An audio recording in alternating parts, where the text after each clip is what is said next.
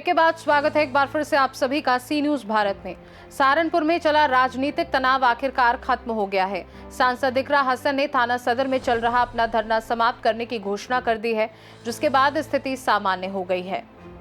लंबे राजनीतिक तनाव के बाद सहारनपुर में स्थिति सामान्य हो गई है और प्रशासनिक प्रक्रिया के तहत आगे की कार्यवाही की जा रही है। दरअसल सहारनपुर के थाना सदर क्षेत्र में उस समय तनावपूर्ण माहौल बन गया जब सांसद इकरा हसन अपने समर्थकों के साथ धरने पर बैठ गई। ये धरना उनके साथ आए 6 लोगों की जमानत और रिहाई की मांग को लेकर किया गया। धरने के दौरान सांसद इकरा हसन ने प्रशासनिक कार्यवाही पर सवाल उठाते हुए कहा कि पीड़ित पक्ष के साथ अन्याय हो रहा है और न्याय की प्रक्रिया प्रभावित हुई है। उन्होंने आरोप लगाया कि एक महिला और उसके बेटे के साथ हुए व्यवहार को अपना अपमान मानती है। सांसद ने स्पष्ट कहा था कि जब तक उनके साथ आए 6 लोगों की जमानत और रिहाई नहीं होती, वह धरने से नहीं उठेंगी, चाहे उन्हें हिरासत में ही क्यों ना लेना पड़े। स्थिति को नियंत्रित करने के लिए प्रशासनिक अधिकारी मौके पर पहुंचे और बातचीत के बाद सिटी मजिस्ट्रेट ने थाना सदर में ही प्रक्रिया पूरी कर 6 लोगों की जमानत सुनिश्चित की। प्रशासन ने भी बताया कि सभी कानूनी प्रक्रिया पूरी कर ली गई है और 6 लोगों को सुबह जेल से रिहा कर दिया जाएगा। एसपी सिटी व्योम बिंदल ने जानकारी दी कि सांसद को पूरी कानूनी स्थिति समझा दी गई है और मामला शांतिपूर्ण तरीके से निपटा लिया गया है। मैं दिल से आपका जितना शुक्रिया अदा करूं उतना कम है। आज तक मैंने यही कोशिश करी कि मैं आप लोगों को परेशान न करूं, क्योंकि विपक्ष की सरकार है। आप और हम देख रहे हैं कैसा माहौल चल रहा है। हमने कोई रैली भी आज तक नहीं कोई रैली नहीं करी, इसीलिए कि हमारे लोग किसी वजह से परेशान ना हो जाए।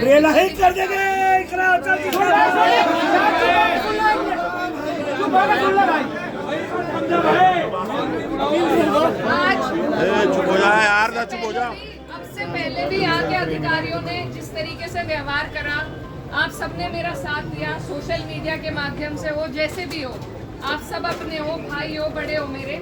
लेकिन उस टाइम भी हमने नहीं सोचा कि हम किसी को इस तरीके से परेशान करें। आज आप और हम जिस वजह से यहाँ बैठे हैं, ये एक ऐसी माँ की पीड़ा है जिसने अपने बच्चे को खोया, उसके बच्चे की बेरहमी से हत्या कर दी गई और वो जब इंसाफ के लिए गुहार लगाने के लिए आई तो बदल में उन्हें ही जेल में डाल दिया गया। तो आज हम उस इंसाफ के लिए यहाँ खड़े हैं और ये आज अगर उनके साथ है तो ये कल को आपके हमारे किसी के भी साथ हो सकता है। तो इस नेक काम के लिए उस माँ की पीड़ा को देखकर आप सब यहाँ मेरे साथ खड़े होने, कंधे से कंधा मिलाने आए। मैं इस जन्म में आपका एहसान नहीं भूल पाऊंगी, आपका बहुत बहुत शुक्रिया। लेकिन अब हमारे बड़े जितने भी लोग यहाँ पर जो तब से मेहनत कर रहे हैं कि कोई बात बन जाए, उनकी रिहाई हो जाए, वो लोग कुछ बात करना चाहते हैं और ये लोग चाहेंगे कि हमारी तरफ से कोई ऐसी बात हो जिससे वापस हम पे ही मुकदमे हो जाएं। तो आपको और हमें अब संयम बनाकर 2 मिनट वो कुछ हम अपनी पेशकश रखना चाहते हैं। आप और हम बहुत प्यार से बिना वोटिंग के, और जो नारे लगाने वाले मेरे भाई हैं उनसे भी मेरा आग्रह है हाथ जोड़कर कि अब आप नारे ना लगाएं। अब वो जो हमारी बात थी, जब जिस चीज की जरूरत है हमें बहुत संजीदगी से, बहुत संयम से और हर व्यवस्था के साथ चलना है। एक नारा तो लगेगा।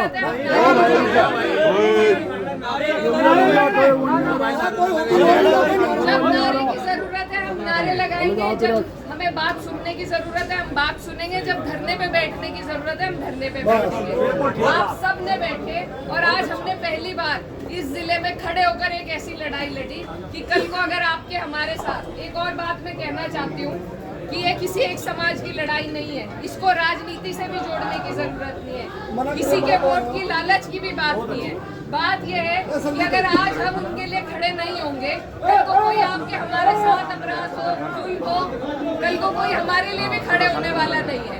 तो जब फरियादी के साथ ऐसा हो रहा है, जो बेकसूर है, जो पीड़ित है, जिनके साथ अत्याचार हुआ, तो इस सरकार में किसी की सुनवाई नहीं है। इसीलिए जरूरी है कि हम लोग अपना भाईचारा बनाएं। एक भाई को पीड़ा हो तो दूसरा भाई खड़ा हो, तभी हम इंसाफ पाएंगे। चाहे वो किसी भी समाज से हो, वो हिंदू हो, मुस्लिम हो, जाट हो, गुज्जर हो, ठाकुर हो, कश्यप हो, दलित हो, किसी भी समाज से हो, हमें एक दूसरे के अन्याय में हमें सबके साथ खड़ा रहना जरूरी है। ये आपका और हमारा ईमान भी है, ये आपका और हमारा मजहब भी कहता है और यही हमारा फर्ज भी है। तो आप कि आप लोग सहारनपुर के सदर बाजार थाने में समाजवादी पार्टी की जो सांसद है इकरा हसन, वो धरने पर बैठी थी। क्या पूरा मामला है और आप लोगों द्वारा क्या उनको आश्वासन दिया गया? क्या देखिए, इस बारे में अवगत कराना है कि आज कुछ लोगों द्वारा जो अवरोध किया गया था उनके विरुद्ध एक विधिक कार्रवाई की गई थी और उस प्रकरण में माननीय सांसद महोदय यहाँ पर आई थी। उनसे जो है वार्ता की गई, प्रक्रियात्मक रूप से जो भी बातें हैं वो बताई गई और अब इसमें सारी बातें क्लियर हो गई हैं और माननीय सांसद महोदया जो है वो भी यहाँ से जा चुकी हैं और यहाँ पर जो है कानून व्यवस्था जो है वो नॉर्मल। हम धरने पर बैठे थे क्योंकि एक माँ जिसके बच्चे को की बेरहमी से हत्या कर दी गई, वो अपनी गुहार लेकर डीआईजी के पास आई थी, लेकिन सिले में उन्हें ये मिला कि उन्हीं के परिजनों को जेल भेज दिया गया। मैं भी वहाँ पर उनके साथ थी, मुझे महिला थाने में ले जाया गया, उन्हें दूसरे थाने में और उन्हें वहाँ से जेल में भेजा गया। हम यहाँ इसलिए बैठे थे कि वो लोग वो सिर्फ पीड़ित थे, अपना पक्ष रखने, अपनी गुहार लगाने, निष्पक्ष जांच की फरियाद लगाने के लिए वो यहाँ आए थे। उसके बदल में उन्हें जेल में भेज दिया गया। तो हम ये पूछने आए थे कि उनकी क्या खता थी, किस वजह से उन्हें जेल में भेजा गया।